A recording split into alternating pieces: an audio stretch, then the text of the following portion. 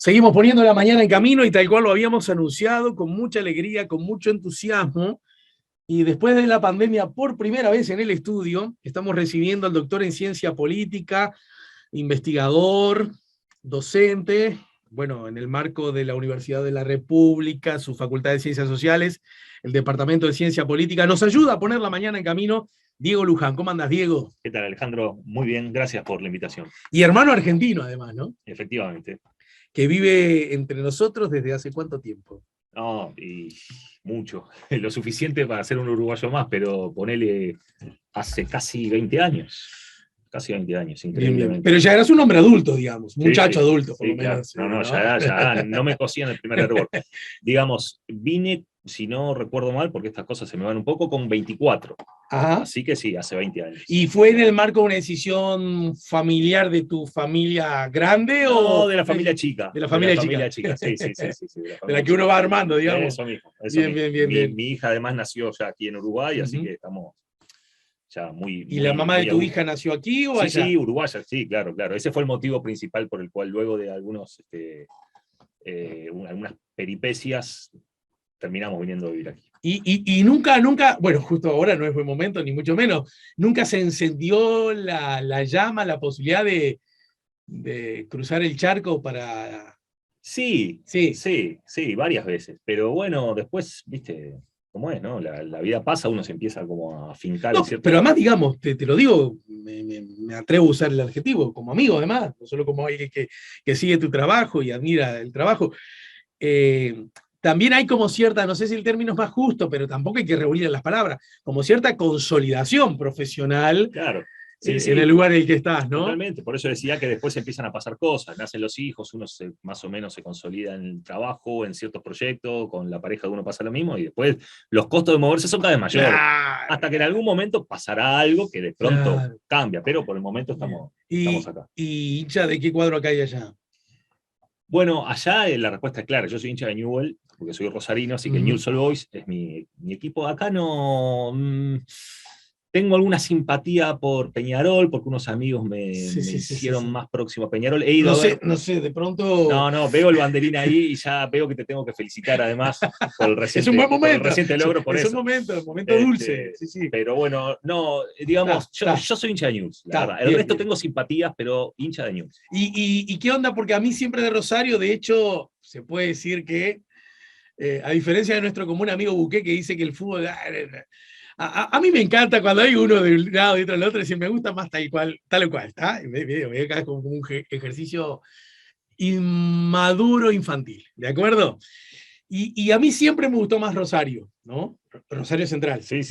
Bien hecha la aclaración, canalla. Porque a los hinchas de Newell's decir Rosario es decir la ciudad. Claro, por eso, ¿de qué me estás hablando? Claro. Por eso me atajé. Y de hecho, cuando conocimos a la ciudad, preciosa, la verdad. Preciosa. Tan generosa. Bueno, tiene una generosidad que en alguna medida es aplicable a la de Montevideo, ¿verdad? Quiero decir, tanta costa, tanto espacio, desde ese lugar lo digo, ¿no? Sí, tiene algunas cosas. Yo creo que en cuanto a la magnitud, es una ciudad que al no ser, no solo no es capital, obviamente, de Argentina, sino que tampoco es capital provincial. No obstante, es la más importante de la provincia. Es la más importante, pero le faltan algunas cuestiones propias de la burocracia y la administración pública, ¿no? Entonces, el gobierno, digamos, claro, exacto. Entonces, es una ciudad de un porte, obviamente, importante, pero Montevideo tiene una magnitud de ciudad capital que no tiene, Rosario. Claro. Pese a que en cuanto a la infraestructura, yo qué sé, etcétera, puede haber sido. No, y además, bueno, más allá de los vínculos históricos, culturales, en particular artísticos, innegables y perennes, ¿no? Que ese es otro baile, ahora lo voy a hablar.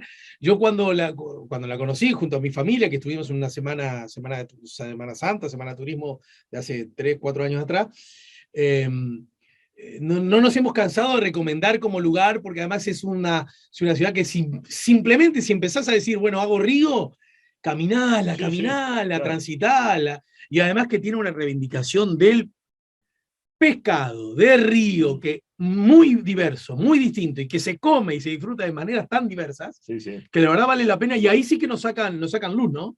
Porque ni por asomo estamos nosotros a ese nivel de... Yo no sé cómo es en el interior acá, porque de pronto hay lugares que tienen acceso a buena pesca de río, que tienen esa tradición. Yo la verdad no sé, pero claramente Rosario sí es un lugar donde la pesca de río... No, pero además hay como una especie sí, de, epa, claro. esto es lo nuestro. Y cuando vienen visitantes los llevamos a comer pesca de río, dorado, un buen dorado a la parrilla, etcétera. Hay gente que a mí no me gusta tanto, debo ser honesto, pero sí que es uno de los... El acuario, ya que hablamos hay que visitar ese acuario, que es una maravilla. Está enfrente de la cancha de Rosario Central. Bueno, te me adelantaste, porque justo lo primero que hicimos, porque llegamos en auto por ahí,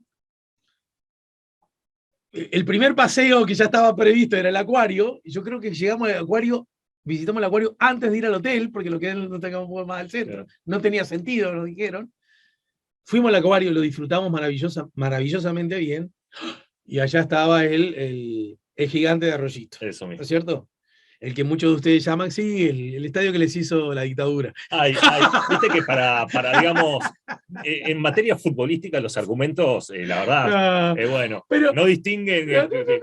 Pero a mí me gustan los argumentos, en la medida que sepamos que estamos jugando todos, sí, ¿no? Claro, entonces, claro. Bueno, y ahí llegamos y entonces me parece que Juan quedó un poco, bueno, el estadio, ahí la vuelta, creo que hay un mall cerca, sí. Y justo, y entonces estaba ahí y ahí quedó el vínculo. Después admito que fuimos al parque maravilloso. Maravilloso, el Parque Independencia, además está en la zona, es como una especie de parque valla acá, sí. Es un enorme parque que está en el centro geográfico de la ciudad, o sea, está muy cerquita del centro, y es una locación maravillosa para un montón de cosas, de hacer deporte, hasta ir a comer. Y ahí descubrí algo que tiene que ver con nuestro, y ahora sí apelo a tu condición de hombre de la ciencia política. Yo descubrí, y si me apurás, tuve la sensación de que un poquito más intenso que aquí en el Uruguay o en Montevideo, a pesar de que acá es intenso, descubrí mucha vocación por el desarrollo del espacio público. Espacio público es, desde mi perspectiva, al menos sinónimo de calidad democrática. Espacio público muy grande, muy generoso, lo que yo vi, muy cuidado, y con una participación muy explícita de las agencias del Estado, de los instrumentos del Estado, para que eso funcionara al servicio de la población. En actividades, vi a mucha gente universitaria, jóvenes en especie de becas, trabajando para algo así como los que reciben a la gente, a los chiquilines que los llevaban, la vieja estación de trenes transformada en un lugar, ahora me cambié de lugar, el propio parque, muchas actividades, y a mí me dio una sensación de calidad democrática gestionada en buena medida, directo o indirectamente, o como socio por el Estado, pero además con altísima calidad, que a mí me parece una síntesis muy buena del desarrollo democrático. Y eso lo vivimos ahí. Puede ser, sí. Yo creo que es una de las tónicas de Rosario desde hace un tiempo. Vamos a recordar que Rosario como ciudad está gobernada desde hace muchos años, en primer lugar por el Partido Socialista, lo cual es una anomalía para una ciudad grande en Argentina, no suele suceder, en general son radicales o son peronistas.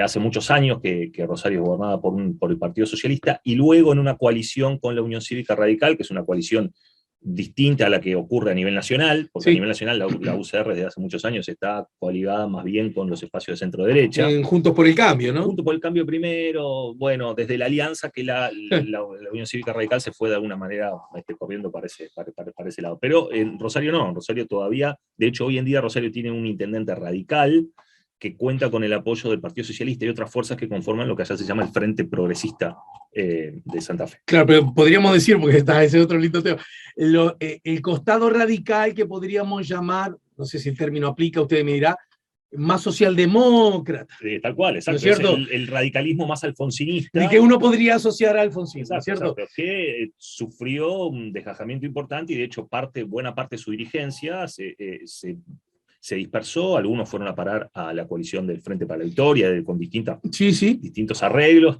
y otros en los territorios, en las provincias o en las ciudades, tienen arreglos puntuales con esta cosa muy argentina, en donde cada provincia de alguna manera tiene sus propias coaliciones, y a veces son congruentes con la coalición nacional, y a veces no, como en este caso, que no lo es. Así que bueno, pero esa es la complejidad que tiene el mundo político en Argentina. Bueno, vos pensabas que ibas a hablar de la ley de urgente consideración, ¿no? Bueno, ocurrió la semana pasada en el marco de este proyecto, La Máquina de Aprender, convocado por colegas tuyos, ¿verdad? Y colocando distintos ejes de la consideración pública al servicio, justamente con una vocación de aprender. Lo conversamos, me acuerdo, con Boidi, con Garcés, que están al frente de este proyecto en más de una oportunidad aquí, apenas nació el proyecto y ante distintas convocatorias, con la idea de que aprenda no solo la academia y vea y revea cosas, en fuerte, intenso y explícito vínculo con el sistema político, pero para generar insumos para el público en general, para la ciudadanía. Así que desde ese lugar me parece un ejercicio de mejorar nuestra convivencia democrática que saludo. Y me imagino que si vos participaste también lo hacés, ¿no? Sí, totalmente. De hecho, bueno, en este evento se destacó más de una oportunidad, no solo por los coordinadores, por Fito Garcés y por Fernanda Boy, sino en general por los distintos actores que participaron en el evento, de la necesidad de mejorar y de nutrir los vínculos entre la academia y el sistema político, que obviamente requiere de muchas cosas, pero entre otras de estas, ¿no? De poder elaborar algunos documentos que se discutan, que circulen, y también instancias en donde se intercambie entre el sistema político y la academia de una manera mucho más nutrida, ¿no? Uno de los ejes temáticos tiene que ver con un mecanismo que está en la Constitución de la República y que bien ganó notoriedad pública desde que asumió este gobierno, reforzada esa notoriedad por la convocatoria al referéndum por parte de la oposición política y muchas otras organizaciones sociales. Ahora que lo pienso, debía haber dicho al revés. Muchas organizaciones. Sí, porque la iniciativa, de hecho, estuvo en las organizaciones sociales. Exacto. Y que tiene que ver con el mecanismo de urgente consideración, ¿no? El uso del mismo, pasando por su origen, oportunidades y riesgos. Y ocurrió la semana pasada en el Paraninfo de la universidad, una misma instancia con dos partes que dialogan, pero que son distintas. Sí. Una mirada estrictamente política con los actores políticos y con figuras representativas de el Partido Nacional, el Partido Colorado, Cabildo Abierto, Partido Independiente, coalición que está en el gobierno, y por supuesto el partido más grande de Uruguay, el Frente Amplio, ¿no es cierto? Por un lado. Y por otro lado, es este mismo desafío desde la perspectiva académica, y allí fuiste uno de los protagonistas, ¿no es cierto, Diego? Sí, bueno, a ver, antes que nada, en el marco entonces de este proyecto de la máquina de aprender, que ha tenido otros foros, otros capítulos, junto con un colega, con Gonzalo Puch, escribimos un documento relacionado, que fue el que se presentó en este evento, relacionado con el análisis del mecanismo de la urgente consideración, ¿sí? Un poco con la voluntad explícita de separarlo en el tiempo y en la intención de la coyuntura de lo que fue la aplicación de la ley de urgente consideración de este gobierno bueno, del referéndum posterior, etcétera. Tratar de salir un poco de esa coyuntura y de tratar de estudiar en el largo plazo, ¿sí? Porque el mecanismo de urgente consideración se origina o se incorpora a nuestro ordenamiento constitucional en la Constitución del 67, ¿sí? Reformada en el plebiscito del 66, que se hizo junto con la elección nacional, la famosa reforma naranja. Entonces, tiene muchos años de vigencia. Y la verdad es que lo que encontramos con Gonzalo es que se ha usado en varias oportunidades y nunca había suscitado una polémica, ni en la opinión pública, ni mucho menos en la academia. Entonces, no existía un abordaje politológico sobre el mecanismo de urgente consideración, aunque desde luego había trabajos mucho más vinculados con la disciplina del derecho constitucional, ¿no? Etcétera, pero no existía un trabajo que aborde integral y sistemáticamente este mecanismo desde la perspectiva politológica. Eso me parece un buen arranque, porque si no, desde afuera y desde lejos no se entiende por qué usar como un eje, está bien que esto lo podríamos abordar con los organizadores propiamente dicho, pero está bien que vos lo expliques, porque convengamos que dentro de la Constitución hay muchas maravillosas cosas, y algunas probablemente de un peso sustancialmente más grande para abordar esta coyuntura, y uno podría decir, ¿y por qué esto? Está bien, merece ser estudiado, abordado, discutido, rediscutido. ¿Por qué? Por lo que acaba de decir. A pesar de que es algo que está hace rato, y a pesar de que es algo que se usa bastante, yo diría que a la mujer el bastante le queda un poquito grande. Sí, concuerdo. Bueno, de hecho, una de las cosas que encontramos en la reconstrucción que tuvimos que hacer junto con Gonzalo de de los usos, porque más allá del excelente trabajo que hace el programa de estudios parlamentarios que coordina Daniel Chaschetti, no existía construida evidencia sistemática sobre el uso del mecanismo, ¿sí? Sobre todo desde 1985 hacia atrás. Entonces tuvimos que ir a revisar, bueno, actas parlamentarias, a revisar proyectos loco, de ley. qué laburo, ¿no? No, es un trabajo muy lindo para quien lo hace con gusto como nosotros, pero la verdad es que es un trabajo interesante y de un porte, digamos, importante. Pero esta reconstrucción de la evidencia Pero ahí, empírica... perdóname. Sí. Déjame ser tu hermano mayor, ¿no? ¿Y qué tenés que agarrar? Las actas, y yo no digo leerlas acta por acta, pero casi. Sí, en algún caso sí, porque lo que tuvimos que hacer primero fue identificar dónde en todas esas actas había ingresado un proyecto bajo la declaratoria de urgente consideración. Vamos a recordar, sobre todo para quien no es un entendido en la materia, que el mecanismo de urgente consideración no es otra cosa que una prerrogativa, una oportunidad que la Constitución le da al Poder Ejecutivo, no al presidente, al Poder Ejecutivo, al órgano Poder Ejecutivo, de colgarle a un proyecto de ley una declaratoria de urgente consideración. Es decir, es la única diferencia. Este proyecto que estoy enviando al Parlamento es de urgente consideración. Es eso. Vamos a colaborar, vamos a tener la pretensión, lo lograremos, ¿no?, de generar un poco de mejorar calidad ciudadana, otorgando más conocimiento al público, ¿de acuerdo? Dale. Yo te he escuchado a vos mismo, o te he leído, ya no me acuerdo, decir que esa prerrogativa, esa chance, esa posibilidad, se la da la Constitución al Poder Ejecutivo, fruto de un contexto en el que había que decidir una nueva Constitución y en la que el Uruguay venía como muy cascoteado a propósito de el colegiado. Totalmente. Y un funcionamiento que resultaba a esa altura como poco eficiente, por decirlo menos, ¿no? Sí, eso es tal cual así. De hecho, aquí, en ese sentido, sí existe abundante bibliografía, sobre todo historiográfica, politológica también, desde luego, que es mayormente coincidente en que, bueno, las críticas a la Constitución del 52, que es la que restituyó de alguna manera el colegiado, modificando la primera experiencia del Consejo Nacional de Administración, estamos hablando entonces del Consejo Nacional de Gobierno, que funcionó, esa Constitución del 52 funcionó hasta la famosa Reforma Naranja. El colegiado era visto, y estaba muy desprestigiado, era visto como un órgano que, siendo ejecutivo, era excesivamente deliberativo, muy lento, en un contexto además en donde, desde el punto de vista de la conflictividad social, de la polarización política y de la crisis económica y social que ya el país estaba atravesando a mediados de la década del 60, era visto como un gobierno claramente ineficaz para dar respuesta a ese contexto particularmente complicado, y además, todavía para agravar más las cosas, un sistema político, sobre todo un sistema de partidos que se fragmentaba, y unos partidos grandes, como el Partido Colorado y el Partido Nacional, que se fraccionalizaban en su interior. Entonces era como la tormenta perfecta, y los propios protagonistas, ahí existen, nosotros alguna cosa hemos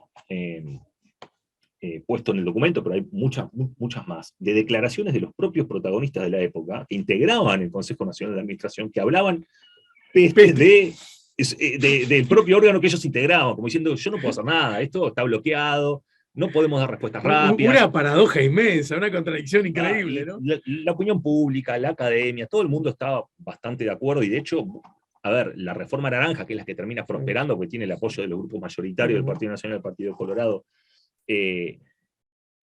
todos los proyectos que no salen, casi todos, estaban de acuerdo en una cosa. Ninguno lo reivindicaba, claro. Que era volver al Poder Ejecutivo unipersonal, que tampoco es unipersonal en el sentido de que sigue siendo un órgano colectivo, porque bueno, hay un Consejo de Ministros, ¿no? Pero el presidente, y sobre todo la Constitución del 67, fue una Constitución que buscó deliberadamente, claro, explícitamente...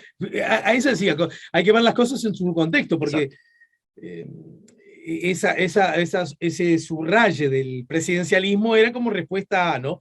Siempre me pregunto, a lo mejor esto es más para la historia que para la ciencia política, o un poquito y un poquito, y yo parto de la hipótesis de que a veces las sociedades en su conjunto acuerdan implícitamente conseguir un chivo expiatorio que sea como la madre, el padre, que explique toda cosa en la que nos va mal, ¿no es Claro, cierto? claro. Atribuir la responsabilidad Claro. en un objeto visible o en un órgano, como en este caso. Y a veces me pregunto si, mirá que me lo pregunto si de verdad es una pregunta honesta porque no tiene una respuesta implícita, ni siquiera una sospecha de respuesta.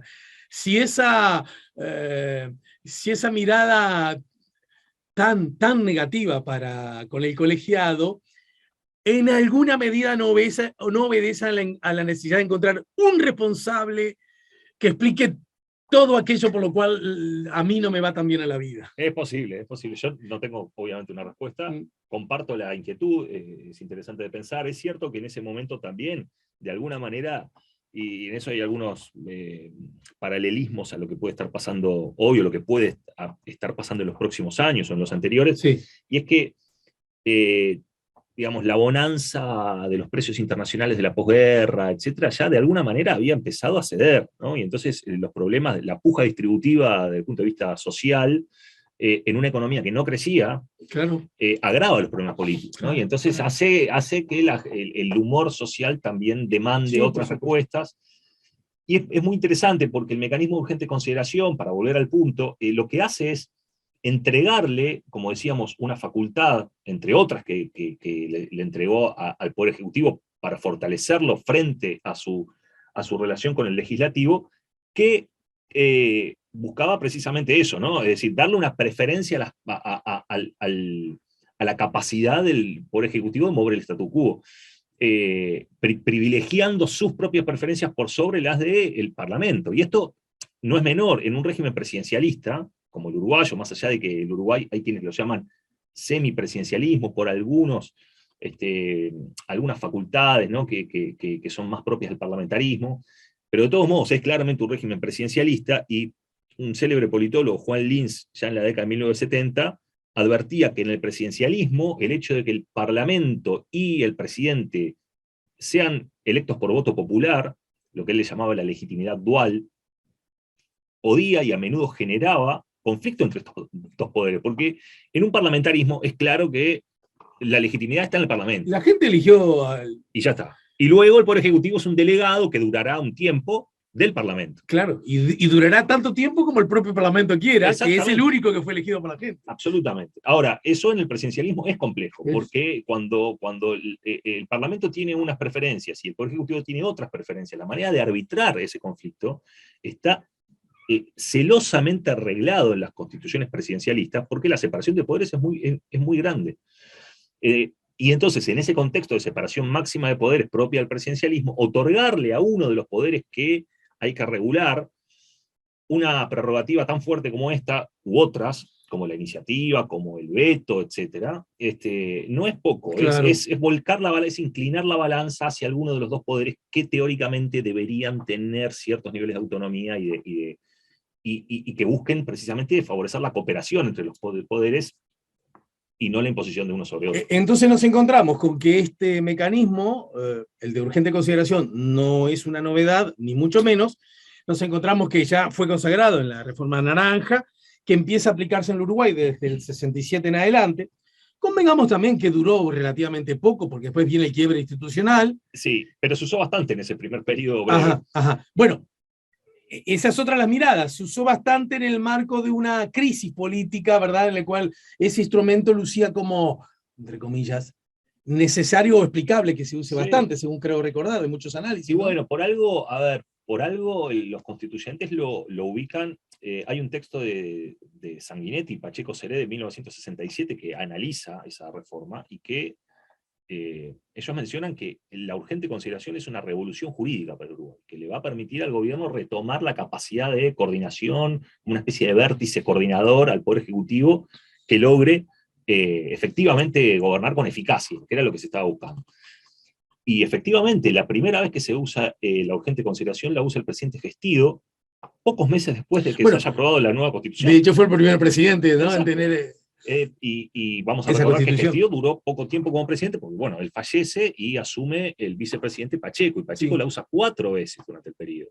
Es decir, durante el primer mandato, que está dividido entre la presidencia de Gestido y la de Pacheco, la urgente consideración se usa 5 veces. Porque recordemos que además que no se puede usar tantas veces como el presidente quiera, ¿no es cierto?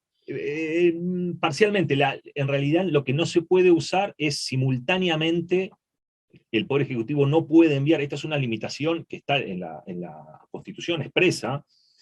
La Constitución tiene dos limitaciones para usar la urgente consideración. La primera es de tipo cuantitativo, es esta, ¿no? Es decir, el Poder Ejecutivo no puede enviar más de un proyecto de urgente consideración simultáneamente. A la vez. Exacto.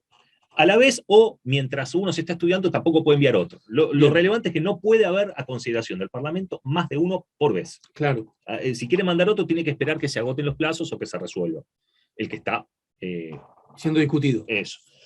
Y la segunda limitación que la Constitución pone al mecanismo de urgente consideración es lo que se llama o lo que Sanguinetti y Pacheco Seré, de hecho, llamaban una limitación sustantiva o de materia. Es decir, hay algunos temas, algunas materias que no pueden ser objeto de declaratoria de urgente consideración.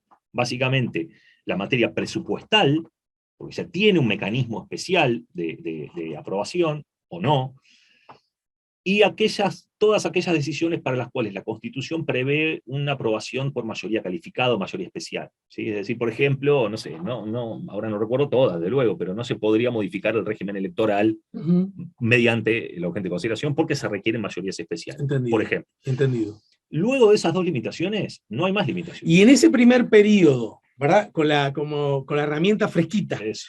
¿Verdad? Y entonces uno puede atender con una herramienta casi hecha, como suele ocurrir en la construcción humana, casi a medida de lo que la gente, el sistema está necesitando.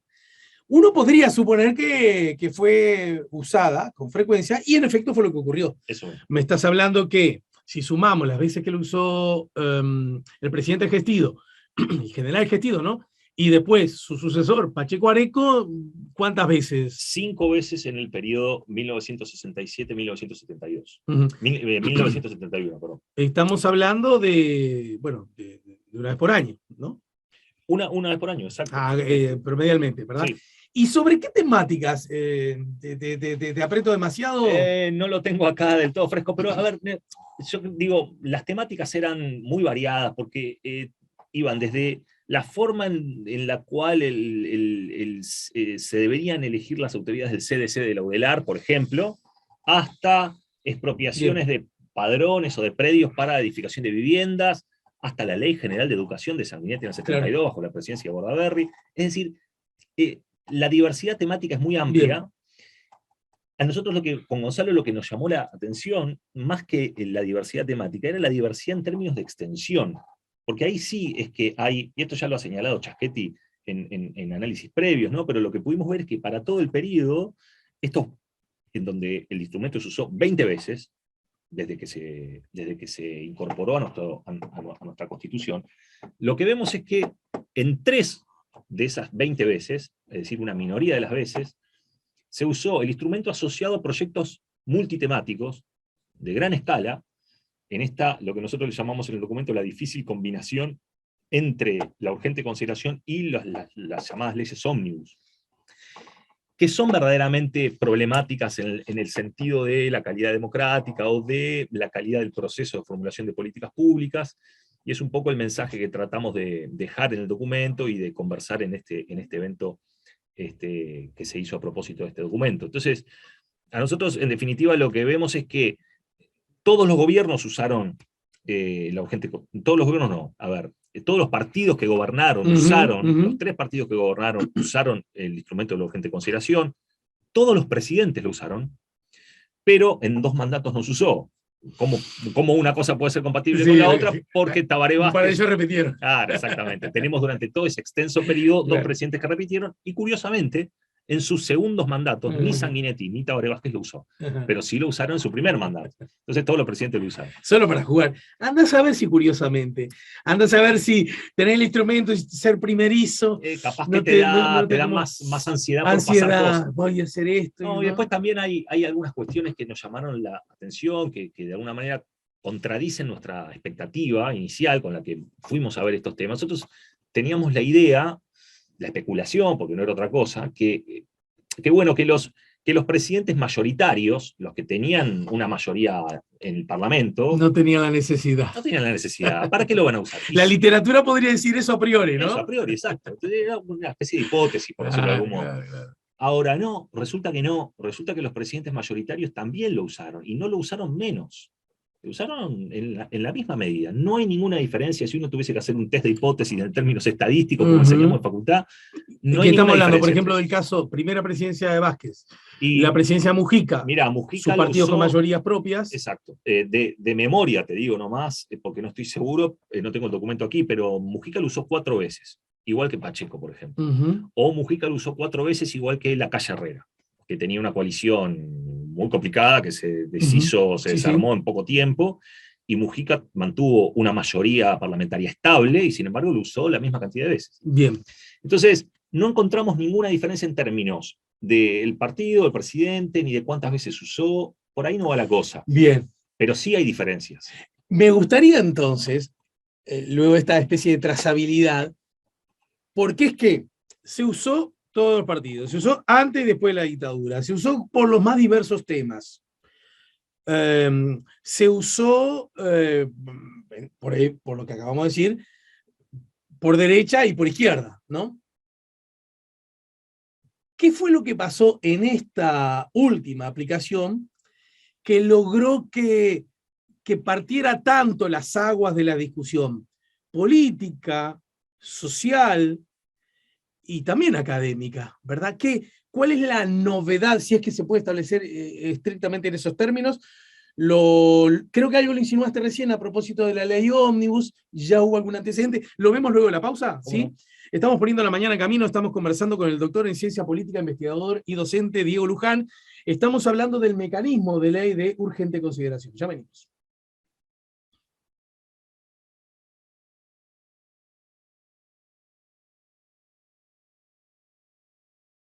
Seguimos poniendo la mañana en camino, estamos en el 98.7, estamos conversando con el doctor en ciencia política, investigador y docente Diego Luján a propósito de su participación, la de él y la de Gonzalo Puig, ¿no? ¿Será Puig o Puig? Yo creo que Puig. Bien, viste que eso cada uno resuelve, ¿no? Sí.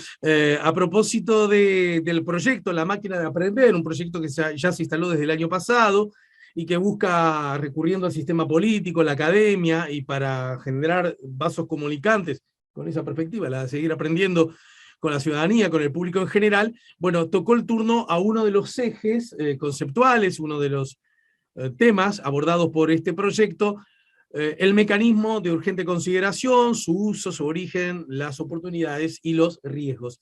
Y en ese sentido, Diego recién nos decía, primero, que el mecanismo de urgente consideración, primera cosa que hay que recordar, no luce, porque no lo es, como una novedad, que ha sido usado múltiples veces, que ha sido usado antes y después de la dictadura, que es hijo de la reforma vigente en líneas generales, más allá que ha sufrido cambios.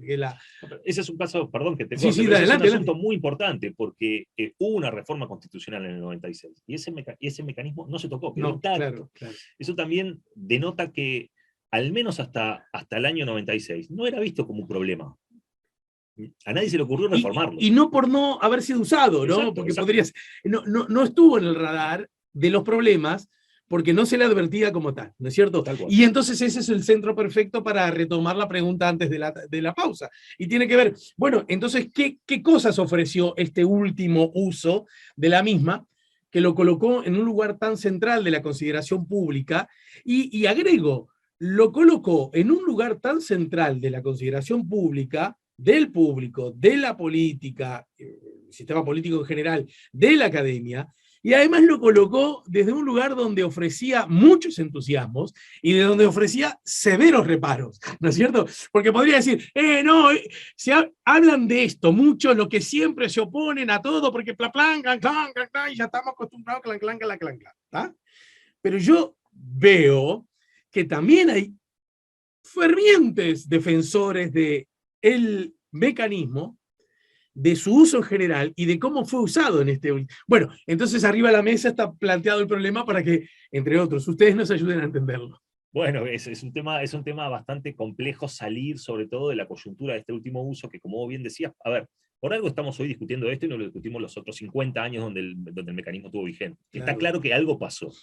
Ahora, el tema es qué pasó y si eso que pasó está bien o está mal. Yo creo que ahí hay espacio para la... Perdón, digo la interrupción, pero diste la clave para mi gusto con las cosas más fascinantes que tiene la civilización humana.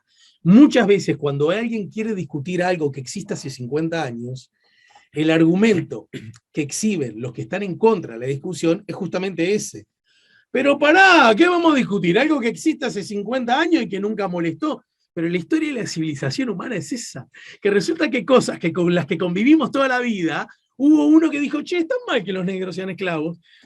Sí, por decirte, ¿no? Y alguien le puede decir, pero flaco, mirá que han estado esclavos desde que lo fuimos a cazar al África y nunca molestó a nadie. Bueno, pero llega un momento que lo que estaba mal ahora luce no tan mal y lo que lucía bien ahora quizás luce mal. Yo creo que puede haber algo de eso, Ahora, me parece que lo que hay es que también una institución, como solemos llamar quienes nos dedicamos al estudio o al análisis institucional, una institución es esto, no es una regla de juego, no necesariamente es el parlamento, el edificio, ¿no? Una institución es eso, es una regla de juego que de alguna manera modifica o influye sobre el comportamiento de los agentes. Eso es básicamente una institución, y una misma institución, una misma regla, saliendo un poco del esquema del institucionalismo más ingenuo, ¿no? Excesivamente formalista, donde en realidad el resultado depende única y exclusivamente de lo que la regla dice, y en realidad, yendo un poquito más allá, uno podría decir, sí, está bien, la regla dice algo, pero los usos que se hacen de esas reglas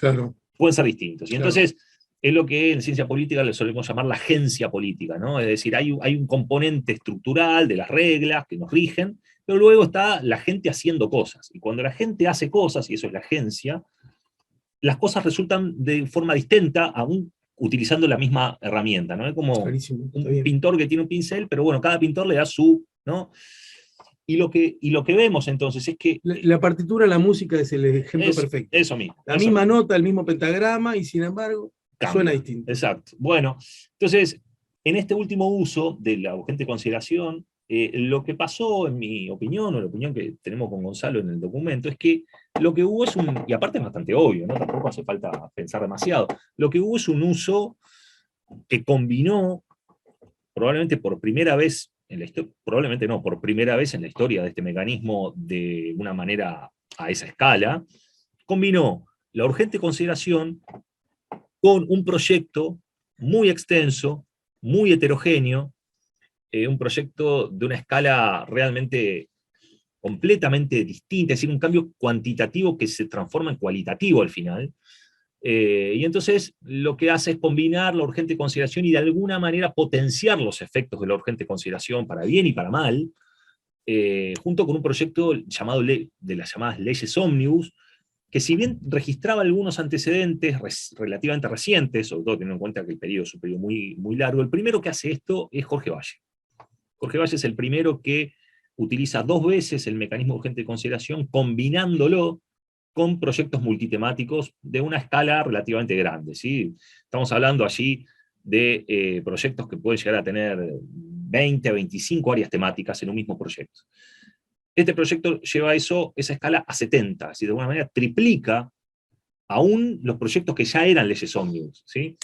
Porque de los 20 usos que registramos del mecanismo, la gran mayoría de ellos, casi 17 de los 20, tienen o son monotemáticos, es decir, tienen una sola área temática, o tienen a lo sumo 2, 3 áreas temáticas. Estamos hablando de proyectos súper restringidos en cuanto a densidad temática, que apuntan a resolver 1, 2, 3 problemas. Y en general con cierta conexión. No siempre, pero en general con cierta conexión. Esa había sido la trayectoria.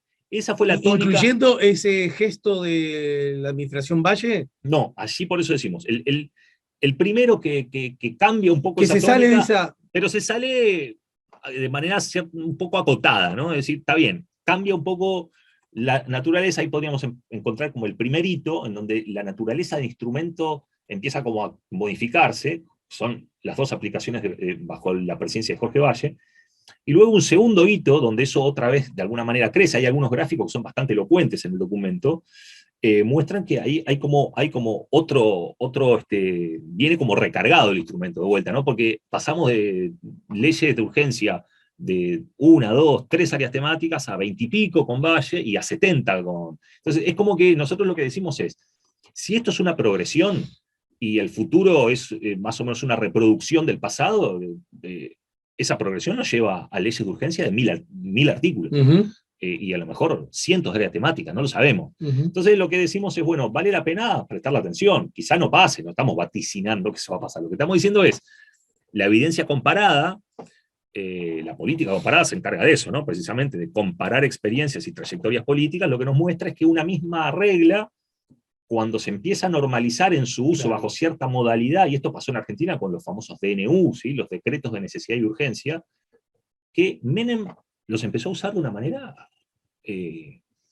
muy intensa, ¿sí? De hecho, una de las críticas que se le hacía a Menem era que gobernaba por decreto prácticamente. El Congreso en Argentina, durante la presidencia de Menem, estaba ahí, pero era, digamos, una institución... Bueno, recordemos a propósito de lo que conversábamos más temprano, justamente el presidencialismo argentino está más subrayado que el uruguayo, ¿no? Sí, sí, entre otras cosas por la capacidad de decreto que tiene. Tiene esos instrumentos que un presidente en Uruguay no... No, son bastante distintos el DNU argentino y la urgente consideración en Uruguay, pero comparten el hecho de que ambos son instrumentos que le dan al poder, fíjate vos hasta la cierta contradicción de términos, le dan al poder ejecutivo capacidad legislativa. Claro. ¿No? Entonces, por eso es que decimos que inclina la balanza hacia favor del poder ejecutivo, porque le permite legislar, que teóricamente en el presidencialismo puro eso sería imposible, ¿sí? Entonces, la urgente consideración, nosotros decimos, si lo que va... Y lo más interesante, perdón, vuelvo sobre el tema, una vez que Menem de alguna manera cambia la naturaleza con su uso, porque la regla no se cambió, los presidentes que siguieron después de Menem, lo siguieron haciendo, tanto o más que Menem. Si la puerta estaba abierta. Ya era así, se normalizó ese uso. Entonces nosotros lo que decimos es, ¿va a pasar eso en Uruguay? No, no tiene por qué pasar. ¿Puede pasar? Sí, puede pasar, porque de hecho también hay una progresión, como la que decíamos recién, y si nosotros esa progresión la llevamos hacia el futuro, podría pasar. La evidencia comparada nos dice que una vez que una cierta modalidad de implementación o de uso de una regla se normaliza, los costos de reversión son mayores, porque la tentación de un futuro gobierno de seguir, ¿no? Valle cambió, pasó de 2, 3 áreas temáticas a 20 y pico, este gobierno pasó de 20 y pico a 70, y entonces capaz que el gobierno que viene dice, bueno, ¿sabes qué? A mí me interesa poner 100 temas. Yo cuando escuché esa referencia tuya a ese uso hasta ese momento inusual, ¿verdad? De la ley de urgente consideración hecha por la administración Valle, desarrollé como el gesto de la memoria. Y yo la verdad no lo recordé como una especie de parteaguas o de inmensas discusiones. No suscitó demasiada polémica en el momento. Entonces, y si bien 20 es menos, bastante menos que 70, uno podría suponer que en aquel entonces se pecó por mucho, por poco, o en este se peca por mucho. En cuanto a las reacciones, lo estoy observando, ¿no? ¿Hay alguna explicación de carácter de análisis político de por qué aquello pasó? No digo que haya sido así, pero más o menos, entre gallos y medias noches. Sí, de alguna manera no se percibió como un cambio cualitativo, ¿sí? Al menos nosotros no tenemos registro de que eso haya sucedido, quizás alguien sí lo dijo en su momento, pero digamos, en todo caso no hizo carne la opinión pública, claramente. Y sin embargo ahora sí, bueno, y yo creo que tiene que ver porque, a ver, en algún momento la expansión en la dimensión del proyecto, en algún momento supera cierto límite, cierto umbral, que yo, por cierto, no lo conozco, no pero recién lo dijiste, creo que es como aquella máxima materialista, lo cuantitativo cuando se transforma en cualitativo. En algún momento cambia la naturaleza, cambia el espíritu, porque, a ver, una ley de urgencia tiene sentido en un contexto que no necesariamente el contexto tiene que ser urgente. Vamos a recordar que eso también suscitó alguna confusión aquí. El mecanismo es un mecanismo de urgente consideración, no de urgencia en el sentido de que hay una situación de emergencia. No ese es el espíritu de la ley. El espíritu de la ley es, el Poder Ejecutivo tiene interés en que el tratamiento de este proyecto de ley que está enviando al Parlamento sea urgente. Es el tratamiento lo que es urgente. En ese sentido, el instrumento fue bien utilizado en el sentido de que no tiene por qué fundamentarse la urgencia social o económica o sanitaria, no, es el tratamiento urgente. Pero una ley de tratamiento urgente es un instrumento de respuesta de un gobierno eficaz como el que se quiso restaurar en la Constitución del 67, frente a una cierta situación que requiere esa eficacia, a veces, Claro. ¿no? En el ámbito de la decisión. Ahora, claramente eso no puede ser el caso de 70 áreas temáticas. No, y es más, desde la perspectiva estrictamente semántica, no hay que irse mucho al pasado. Paradójicamente, en este mismo gobierno, en el arranque mismo de este gobierno, ocurre una, más que urgencia, emergencia, y eso provocó que en la inmensísima número de leyes que el gobierno, el Poder Ejecutivo en particular, le propuso al Parlamento, estas fueran aprobadas no solo en forma urgente, sino por unanimidad, sí, claro. y con mucho menos plazos que una ley de urgente consideración exige. Sí, Quiero sí. decir, da la sensación que cuando el sistema el ser humano, y también por ende el sistema político, está frente a una emergencia, actúa en forma emergente, ¿verdad? Sí, sí, conforme claro. las circunstancias. No, y sobre todo eso es interesante porque el sistema político uruguayo además ha dado muestras durante muchos años, tanto cuando unos gobernaban o cuando gobernaban otros, que tiene la suficiente madurez y capacidad de reacción como para, en contextos realmente de emergencia, el sistema político responde. Ahora, ojo, el mecanismo de urgente consideración, otra vez, no hace Está bien, mención al contexto, sino al tratamiento. Pero yo creo que es determinante esa aclaración que haces, porque incluso en algún momento creo que llevó a cierta confusión, ¿no es cierto? En el marco de la discusión para tomar partido en una o en otra dirección.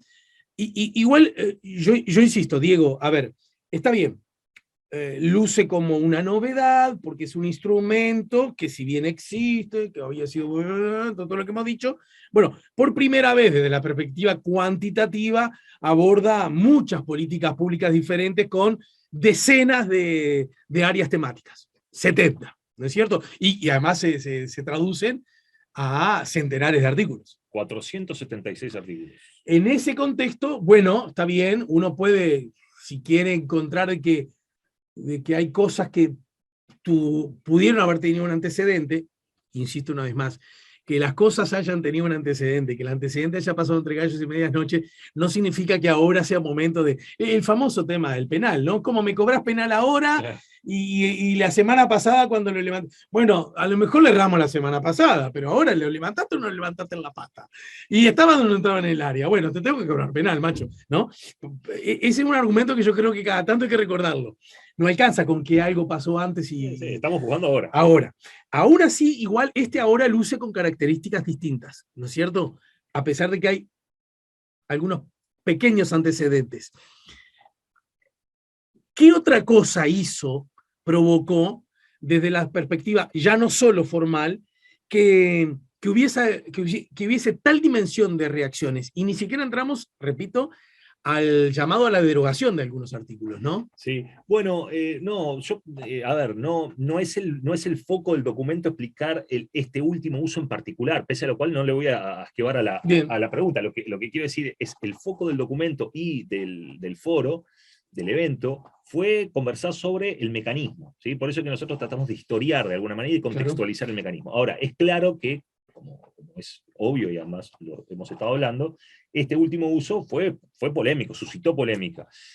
Yo, en cierta forma, pienso que tiene que ver otra vez con su extensión, con su diversidad, con su heterogeneidad, pero además porque, de alguna manera, lo que se interpretó incluso desde los propios voceros del gobierno, y esto está bueno que se haya dicho, porque me parece que es bastante obvio, pero es de honestidad decirlo, es que prácticamente el programa de la coalición multicolor, o buena parte del programa de la coalición multicolor, todo aquello que no era presupuestal, se pasó mediante este mecanismo. Entonces, yo creo que allí también el problema es que, desde el punto de vista de la calidad del proceso de formulación de políticas públicas, es decir, que impacta obviamente sobre la calidad democrática, nadie está diciendo que no sea legítimo.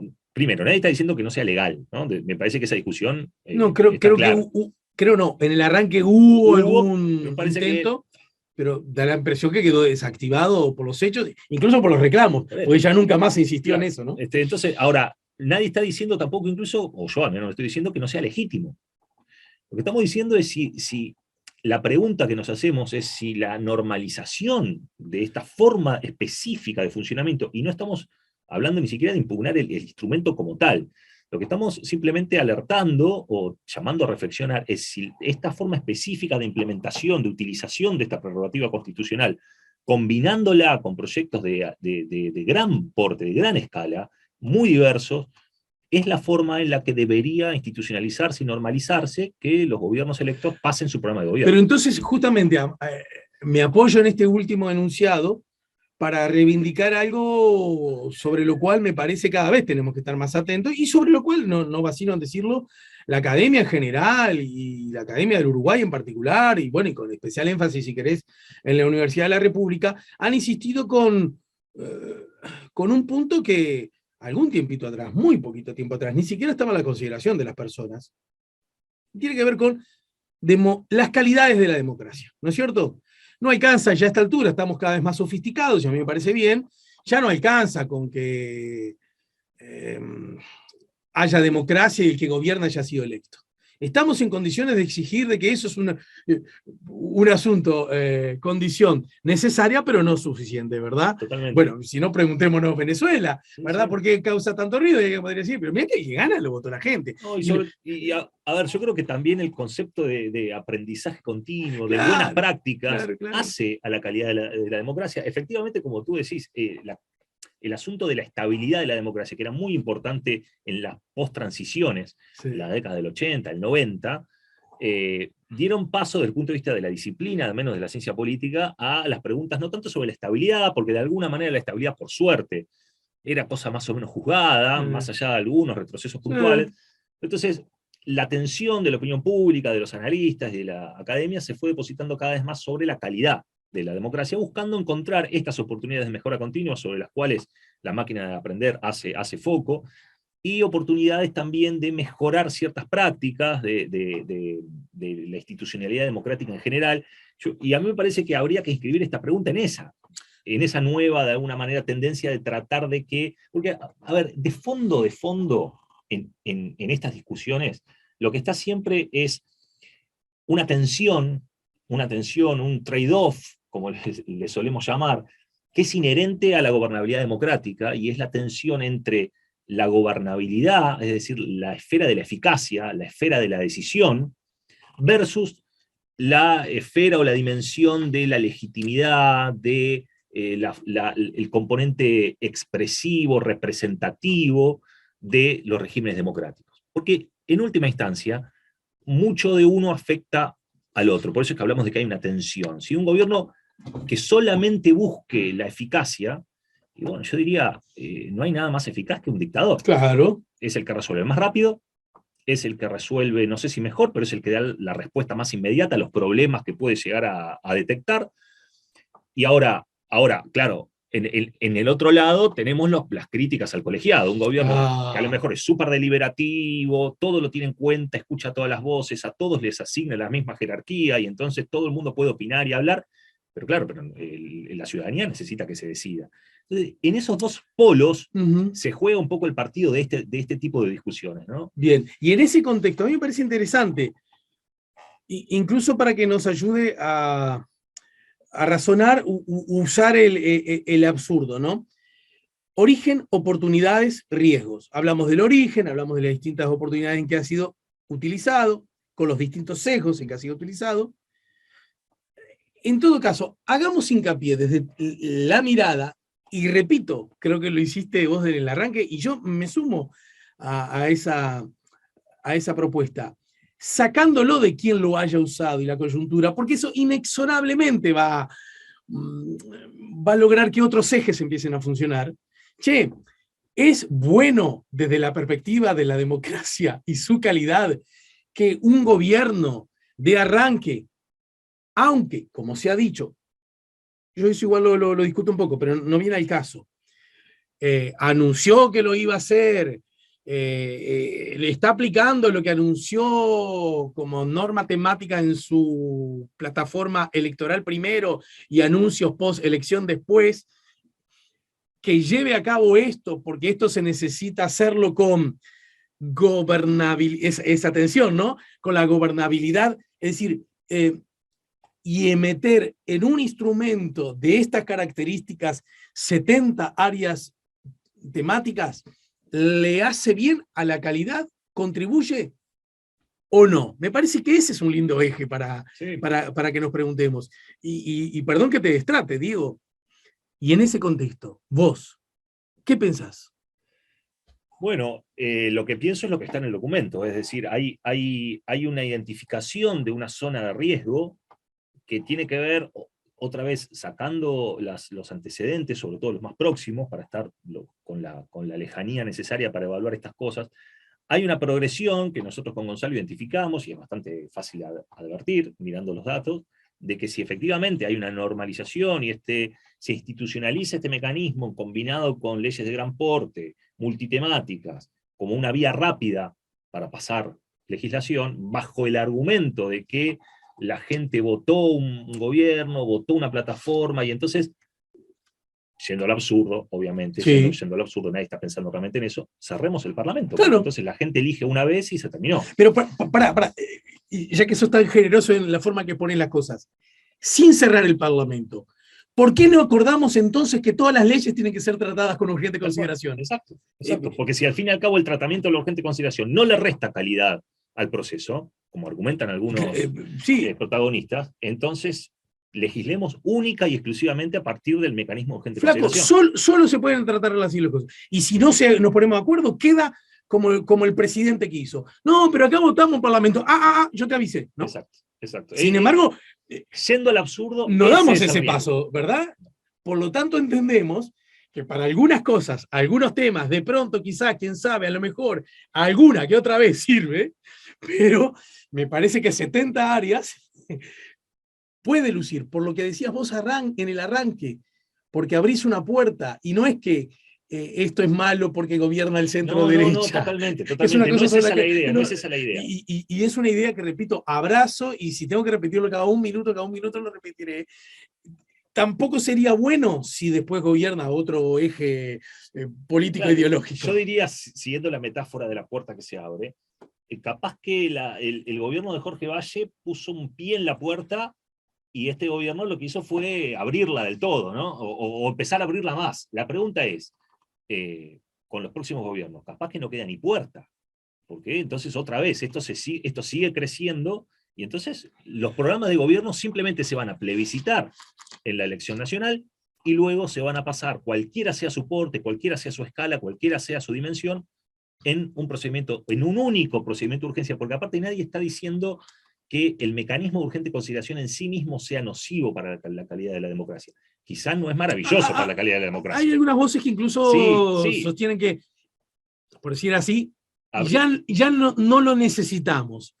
Yo creo que una de las cosas interesantes que surgieron en el foro, sobre todo en el segundo panel de los políticos, es que casi todos coincidieron en que el mecanismo es necesario, o que no sería prudente desterrarlo del ordenamiento constitucional, porque quién sabe si alguna vez no es necesario. Yo creo que es muy razonable esa forma de pensar. Yo comparto esa visión de los políticos, la verdad.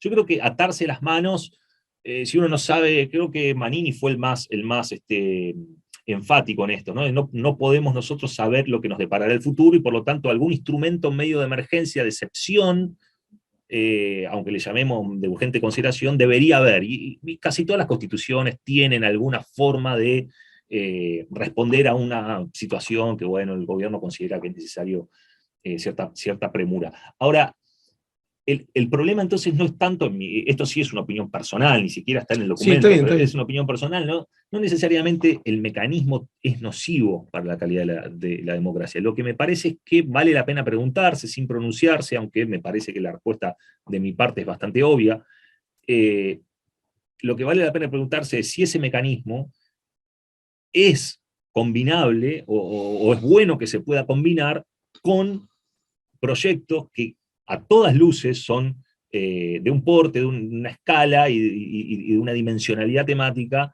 que lo hacen absolutamente incompatible para ser tratado bajo un proceso de cierta calidad en 100 días como máximo.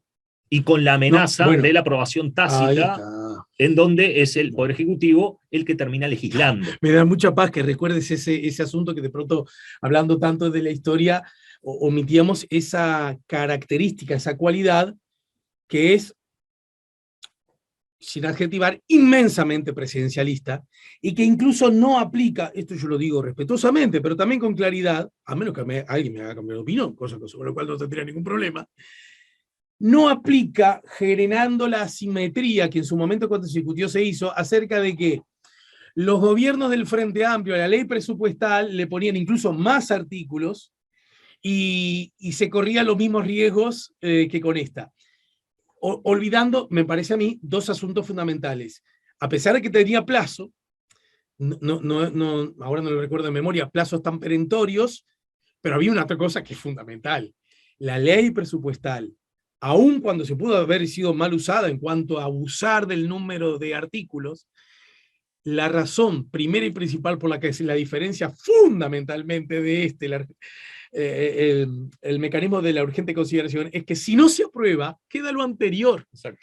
Y en general los nuevos gobiernos, a la hora de marcar su presupuesto, en general, más bien que no quieren que quede lo anterior. No, quieren su presupuesto. Porque son nuevos gobiernos, ¿verdad?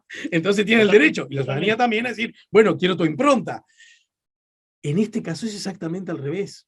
Se podría decir incluso que desde el punto de vista del interés del Ejecutivo, y hablo del Ejecutivo otra vez porque así habla la ley, no la presidencial, podría hasta ser bueno que el Parlamento no se pusiera de acuerdo, porque se aprobaría tácitamente exactamente lo que el Ejecutivo quiso. Sí, sí, exacto. Entonces, ese riesgo de minimizar potencialmente la acción del Parlamento, que habrá que recordarlo una y mil veces, es donde estamos todos mejor representados que en ningún lugar,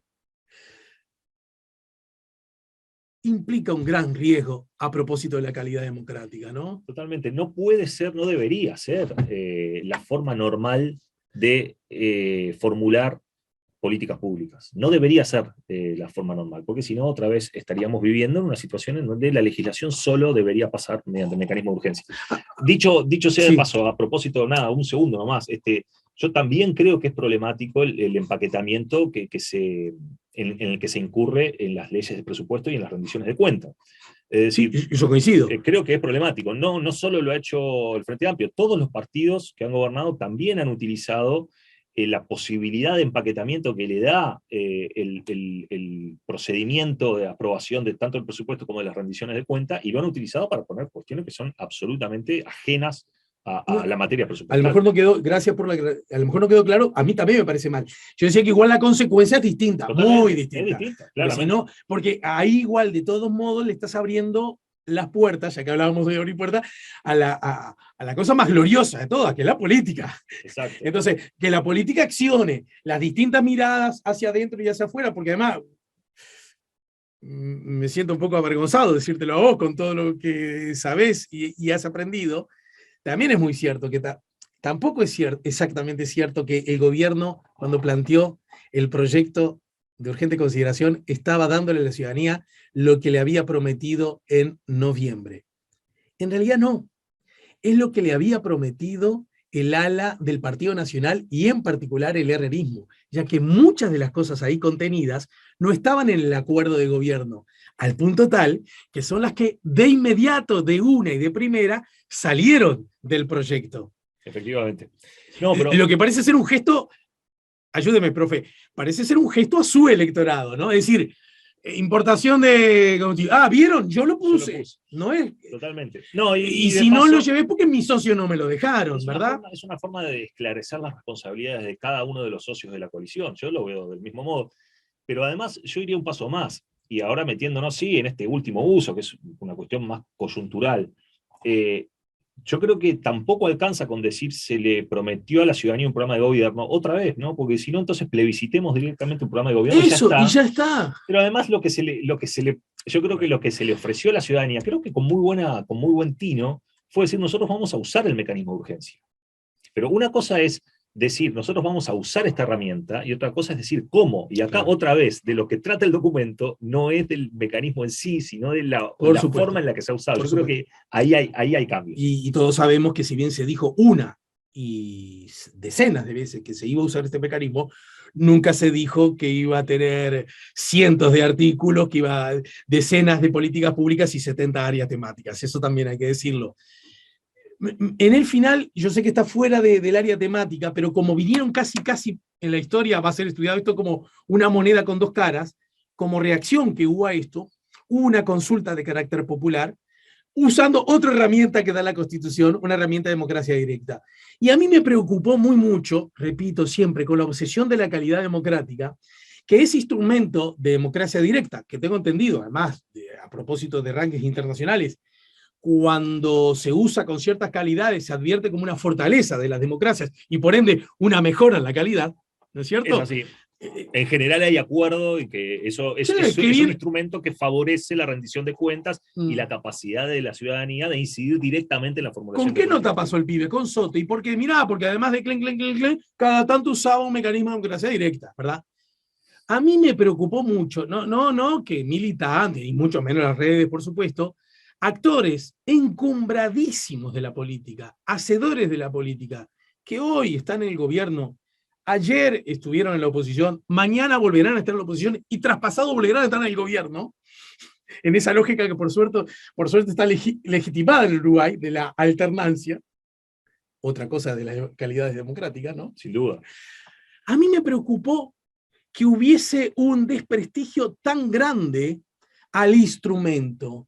Lo habrás escuchado, vivimos en el mismo país, ¿no es cierto? Acerca de que esta gente no cree en la democracia, no cree en las instituciones, esto es palo en la rueda, nosotros lo habíamos avisado, esto... Algo así como, mirá que después que yo usé esto, vos no tenés derecho a apelar. Y a mí me parece, repito, esto es inexorable que usemos los nombres y de alguna manera nos genera un sesgo, ¿no? Esto me parece que ha sido que merece ser estudiado en la medida que pase el tiempo y nos liberemos de los calores y de los colores.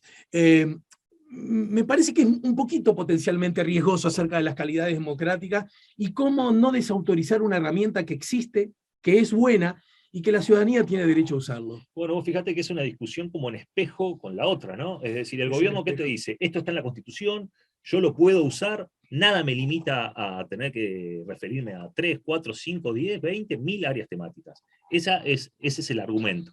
Ahora, del otro lado, lo mismo. Esto es un instrumento constitucional, el referéndum. Yo no tengo por qué limitarme a utilizarlo para tal o cual cosa, más allá de las limitaciones que la Constitución establece, por ejemplo, cuestiones de seguridad social, cuestiones... entonces, son discusiones que están en espejo. En el fondo, las argumentaciones, otra vez, tienen que ver, por un lado, con priorizar la dimensión eficaz del gobierno, de responder con eficacia, y por otro lado, la dimensión de la legitimidad. Es decir, está bien, vos decidís todo lo que quieras, pero no de cualquier forma. Claro. Hay formas para decidir, que entre otras cosas, en una democracia implican escuchar a la ciudadanía. Y si la ciudadanía no se siente escuchada, porque el mecanismo fue un mecanismo tal que no permitió que se expresaran toda la diversidad de opiniones, y entonces, bueno, la ciudadanía también tiene... Yo creo que no es bueno impugnar ni el derecho de un gobierno a utilizar el instrumento, ni el derecho de la ciudadanía a convocar un referéndum. El asunto es, otra vez, cómo, ¿sí? De qué forma se utilizan esos instrumentos. Diego Luján, gracias por tu tiempo, gracias por tu generosidad. Solo me resta preguntarte si ese documento al que aludiste está visible para el público en general o habrá que esperar esa anunciada publicación. Esa es una muy buena pregunta que yo no estoy del todo seguro porque los responsables del proyecto, claro, creo que... Contémosle a la gente, el documento lo hiciste vos, pero de algún modo el manejo del mismo no es exclusivamente tuyo. Eso, el documento lo hicimos junto con Gonzalo Puch. Y tengo entendido que hay una versión borrador que se distribuyó, al menos para la ocasión de este evento en el Paraninfo. No estoy seguro si se puede descargar, pero en todo caso la idea es que esto termine en una publicación colectiva con el resto de los foros que integraron la máquina de aprender, así que seguramente habrá posibilidad de leerlo en el futuro. Bueno, vamos arriba entonces. Diego Luján, el doctor en ciencia política, investigador y docente, nos acaba de ayudar a poner la mañana en camino.